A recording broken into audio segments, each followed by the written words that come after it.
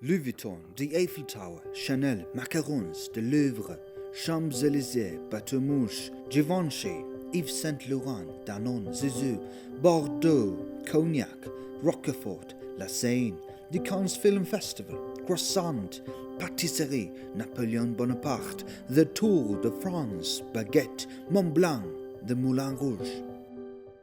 You know France, but now we're going to explore France from a different angle. What is France offering to humanity in sustainable development?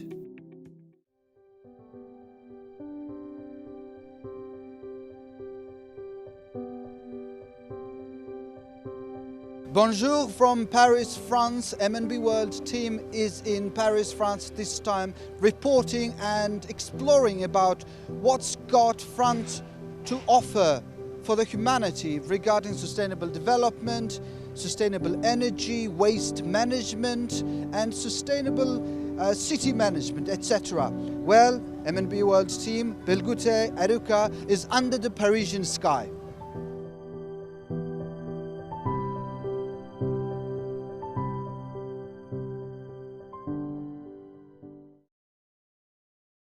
Mongolia and France established diplomatic relations in 1965, with 2019 marking the 54th anniversary of relations.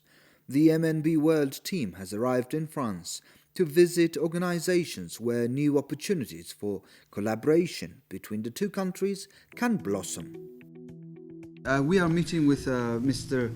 Christophe Fontaine, the president at Business Council France Mongolia at MEDEF International. So can you tell our audience, tell us brief history of MEDEF International? Okay, thank you. At first, bonjour. Bonjour. Bonjour, bonjour la Mongolie. Yes, MEDEF, very briefly and simply, is the largest French confederation of French companies, businesses. MEDEF means in French Mouvement des entreprises françaises. It means French companies in movement, going forward. Okay.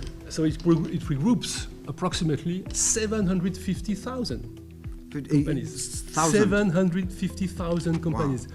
More than 750,000 French companies belong to MEDEF. Only French companies, right? Only French companies based in France, of course, having activities everywhere in the world. So how is MEDEF working on sustainable development of the French businesses? Very good question. Within France? Very good question. As I was just explaining, MEDEF International is organized by geography, very naturally, yes. By continents, subcontinents, groups of countries, sometimes regions, for big countries like India or China by region. But there is also a matrix organization having strats of interest horizontally, if I may say so. So, for example, there is a task force on healthcare. There is a task force on digital. And there is a very important and active task force on the sustainable city, the future city. The future city. Including all the environmental, societal aspects. This task force today is gathering more than 300 French companies, all sizes, and is very active in the foreign countries, and especially with the mayors of big cities. I had the chance to be in Mongolia last July and to meet with your mayor, because I guess that you are from Ulaanbaatar. By the way, he welcomed me in a very nice environment, in a yurt in the mayor house, and I have invited him officially to be part of this task force to make sure that we can propose the best of the best, la crème de la crème, of what the French companies can recommend and propose in terms of sustainability and environment.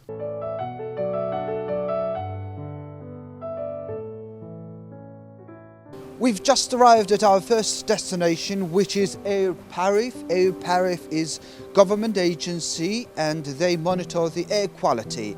And we will go to our first meeting now to see what kind of information, decision, solution, and regarding the air pollution of Paris. The most important natural resources for humanity are air and water. Without fresh air and water, life is not possible on Earth. One of the most alarming problems the Mongolian capital city Ulaanbaatar is facing now is air pollution from coal burning during the winter time. We had a chance to see how our French friends maintain the air quality of Paris. Air Paris has 4 missions, including monitoring air quality, forecasting pollution episodes, assessing the impact of mitigation measures, and informing the authorities, media, and public about air quality issues. Well, we are here at the station which measures the air quality, pollution, and we are talking with the engineer of Air Paris, Madame Charlotte Songer. So tell us about Air Paris Foundation. In Europe, there is a huge awareness because of a huge fire in London, and a lot of people die after this fire. And everybody in Europe say, "Oh, maybe the pollution is from something, and maybe it's not good for you else." So everywhere in Europe, we start to focus on air pollution. And in 1979, we found Air Paris from Paris area because of a French law against the pollution. So now it's in the law. We have to take care of the pollution and have measurements and prediction of this to find good action to reduce the pollution. How is it supported financially? Yeah. We're independent, but we have money from different parts, from the government, from collectivities, so cities, territories, region, and also from industries. They need to pay a tax when they pollute, and so they can give us directly these taxes. So this is how our finance works, but we are independent. So everything we do, everything we measure, it's public, and everybody can access to all the data that we have. And what is your biggest challenge? Oh, our biggest challenge in Paris, it's definitely the traffic, because we have a big density of traffic, and we live just next to the traffic. So these air pollution, air monitoring, it all comes down to the health of the public, right? So how are you guys collaborating and working with the health sector, and what kind of projects or campaigns that you guys are doing? Yeah. There are 2 things important with the public health. So we work with many organizations about the health. So we give them all the data, and they they look at them, and they there is an incidence on the health or not. And on the other way, we give them a lot of data to find some threshold that we need not go up. We are sharing all our data from the past, from now, and also all the simulation for the future to give them data to see the impact on the health. It is very hard to change habits of the public, right? And in order to change the habit, we need to raise awareness, educate them. And what do you do regarding public awareness? We have different kind of tools and for different public and different pollution. Some examples. Yeah, we have a game online for the kids, so they can play. It's a serious game. They can understand about air quality, and at the same time they can play with friends, and they can play with another school. Oh, I beat you on this game and this game. But during the game, they learn about air pollution. They learn. Oh yeah, finally, I didn't know, but when I do a fire in my place, oh, this is really pollutant. Oh yeah, I didn't know that. Oh, if I take the car for 2 kilometers, it's that much of pollutant. Okay, I can just walk or just take my bike. So they learn about every different aspects. So this is for schools. On what field regarding air pollution is Paris leading the global fight?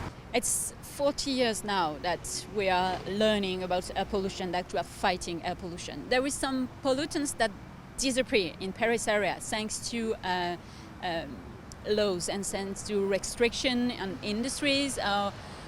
Because we saw what happened with those pollutants, we take care of them, we warn the authorities, and the authorities act to stop those pollutants.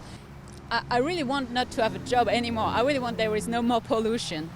But in fact, some are disappearing and new ones are coming. So we really need to educate everybody, and that's what we do in Paris. Do you believe in fresh air in the future? I do believe in the fresh air in the future. I believe that the people take care of them, and if they know what happened, they will change habits, and I'm sure that we all can do something for air pollution.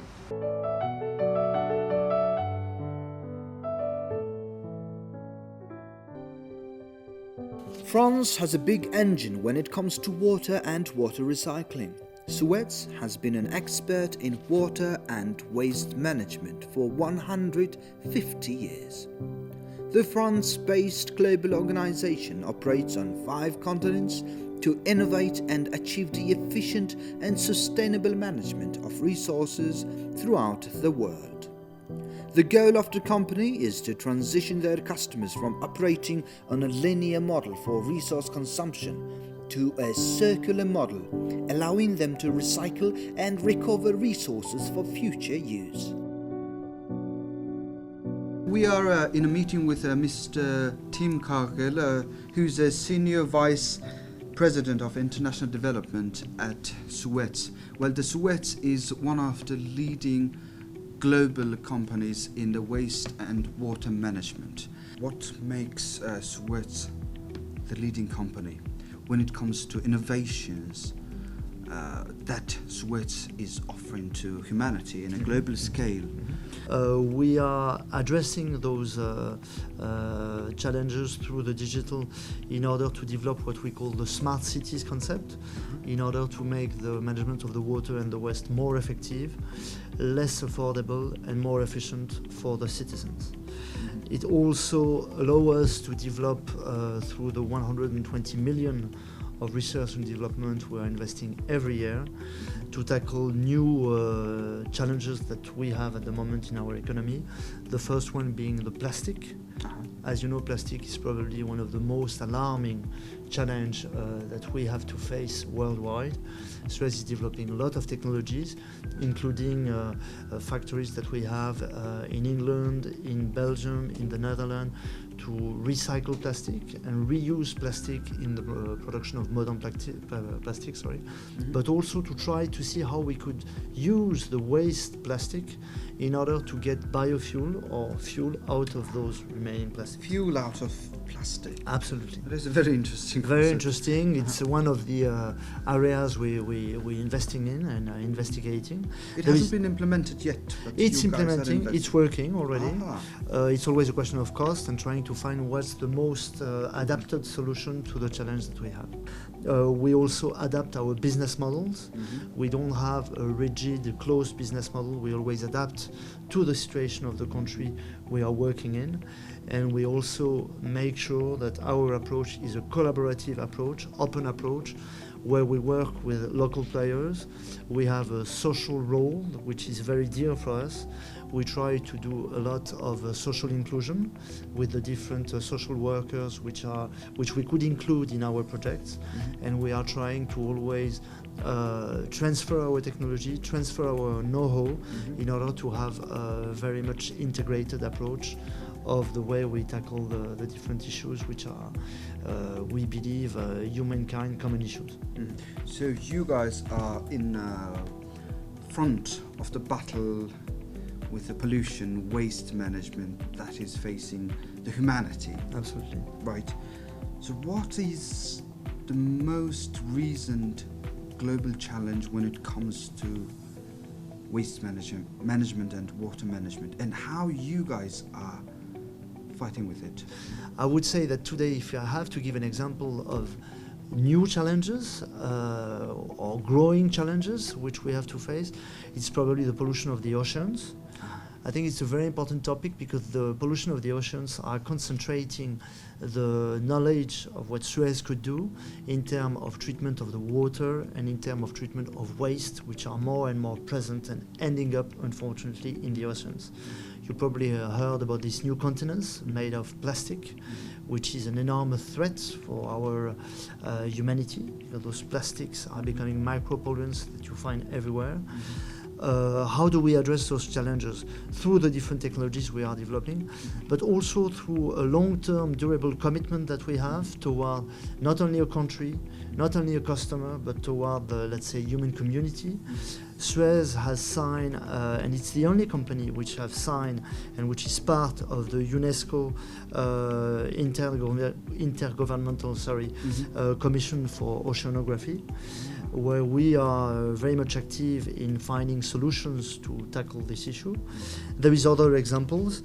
We are since June 2019, so you can see that it's very fresh, part with 25 other industrial players, part of the Alliance for Ending Up the Plastic Waste, and it's an alliance which is trying to develop and find new pragmatic long-term solution to address the pollution of plastics. How can companies like you operate making revenue and at the same time doing this holistic goal of humanity? Yeah, so as we are obviously a capitalistic company, we are a private company, so we have to earn at least enough resources to make things work. But I would say the way to make profits out of it, there is not a systematic approach. Our approach, as I was saying, is always custom-made, is always adapted to the challenges of the different country or clients or cities or industries we're working with, and it's always different. The approach is never the same. One of the expertise of Suez is to make sure that our approach will be, and it's part of the answer, durable. What is the interest and possibilities to collaborate with Mongolia from Suez side? Alors, Suez is very much interested by Mongolia because we've been present in Mongolia since decades through the realization of water treatment plants all over the country. Lately, we've been working on the extension of the Erdenet wastewater treatment plant. We are looking very closely at different projects in Ulaanbaatar for creation of new boreholes for production of water, treatment of the water which will be produced, and the distribution of this water. We are discussing with the city of Ulaanbaatar and with the Usur company for the management of the water in Ulaanbaatar to see how we could assist Usur to become one of the leading company in terms of water management. And we are also carefully looking at the waste situation in Ulaanbaatar to see how we could assist in the treatment of the waste generation of the city of Ulaanbaatar through our different solutions, going from engineer landfill to waste to energy, and adapting to the different needs of Mongolia and Ulaanbaatar. Let's talk about Mongolian business environment. Rather than mining sector, what are the most potential business sectors that could be invested or developed more from your perspective, from the French business's perspective? Okay. First of all, mining. No, I'm just joking. mining. But of course, mining is also important for French people. You know that not only coal, but other minerals are very interesting for French competencies and for Mongolia. For example, uranium, of course. But besides that very important sector of activity of Mongolia, we already talked about environment. So environment means energy, and all forms of energy, not only fossil energy, but new energy like, of course, wind energy, renewable, sun. As you know, Mongolia is a very sunny country, so we would love to be able to have new development, new projects with the French companies like Total Eren, for example, or Suez Environnement. Of course, environment is also water, depollution of water, cleaning of water, distribution of water. You know that France is a real, I would say, cutting-edge leader in this domain worldwide. So we have so many things to do together. Bio energy, agriculture as well. As I told you, maybe we have a chance sometimes to. I know that Mongolian people like beef, I think, a bit more than fish. and we have a chance to have a very good species of cows in France, and some of them are totally capable to endure, to resist to sometimes very big climatic conditions in Mongolia, from -40 to +40.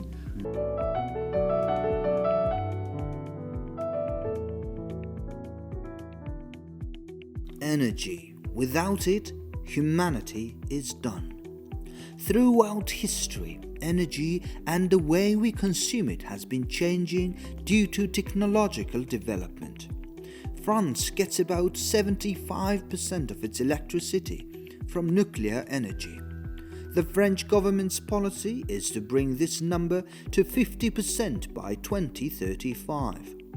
France has the largest share of nuclear electricity in the world. We had a chance to visit one of the sites of the multinational nuclear fuel cycle company based out of France, Orano.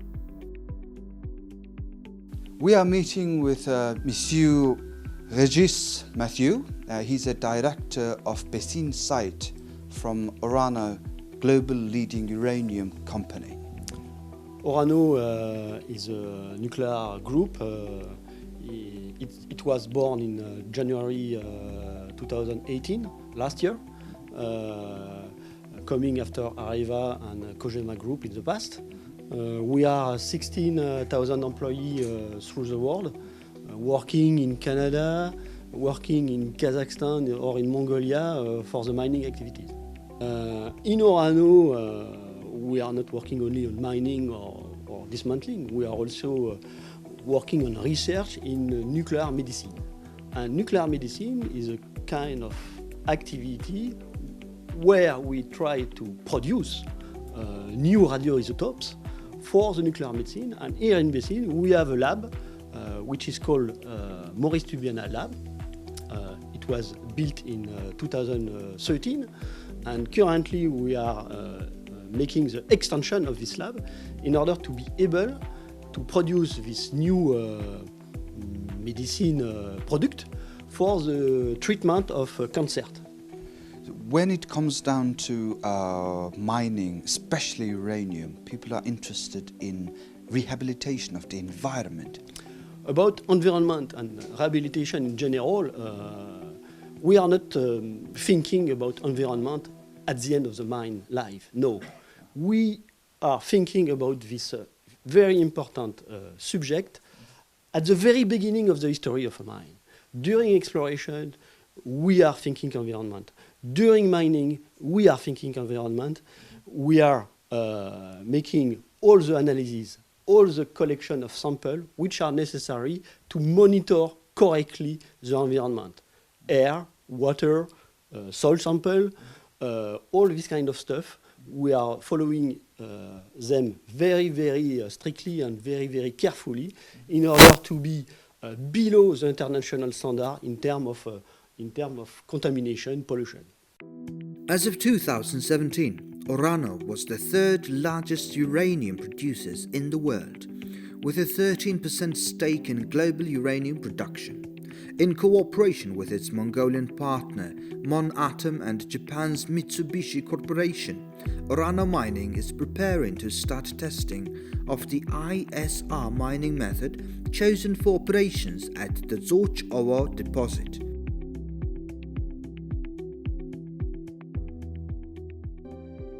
Everywhere around the world, people are concerned about the aftermath of mining. What will happen to the environment and the ecosystems of the area? Orano has shown us that it is possible to rehabilitate a mining site to protect animals and plants, as if nothing in the environment has changed. Well, here are several of the sites we visited.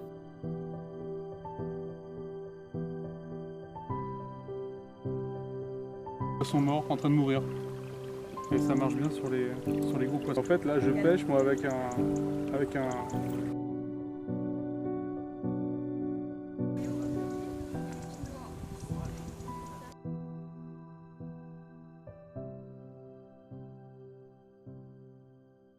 Around the globe, around the world, people have started talking about sustainable development, sustainable energy. How is Orano supporting sustainable development?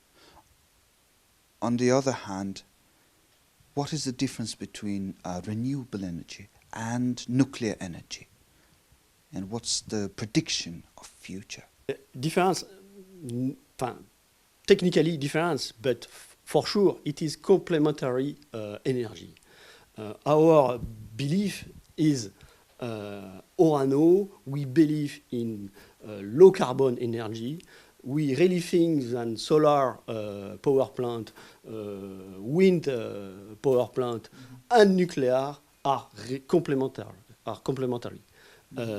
For us, nuclear is a necessity, is a complement to this renewable energy. The future is for the world. The future is twice more electricity, twice less carbon, and nuclear is really a necessity to reach this kind of target. Nuclear plus renewable energy. In France, currently, we have more than 80% of electricity coming from nuclear. The target is reduced a little bit to reach 50%, but still 50% of nuclear industry.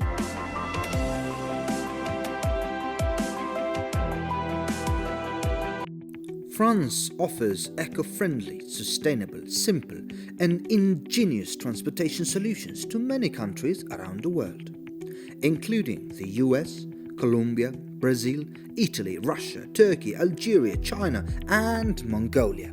This is a cable car. This is Poma. So Poma is the leader in cable car. The company has 80 years old. So it was started in 1936, and today it installs and operates cable car systems in 80 countries with 8,000 installations. So why is Poma sustainable, and how does it support sustainable development around the globe? The cable car system is very sustainable because it's energy efficient. It displaces the traffic, because when you sit in a cable car, you're not sitting in the buses or in the individual cars. And the technology is very clean.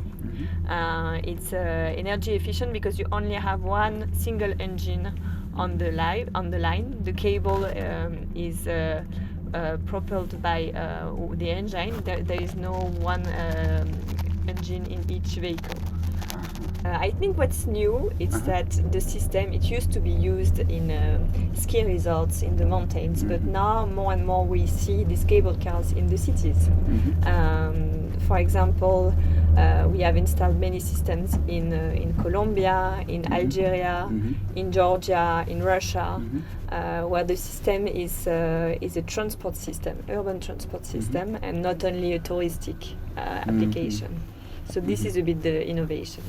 Usually people have the perception that it's a touristic tool, a vehicle, but more and more we see it very interesting in cities, and it's a complement to the metro system or the bus system.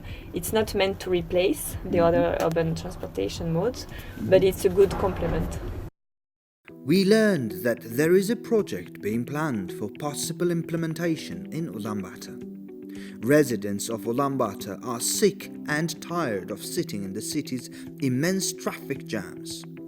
This project could be a big help in reducing the intensity of congestion if it's implemented properly.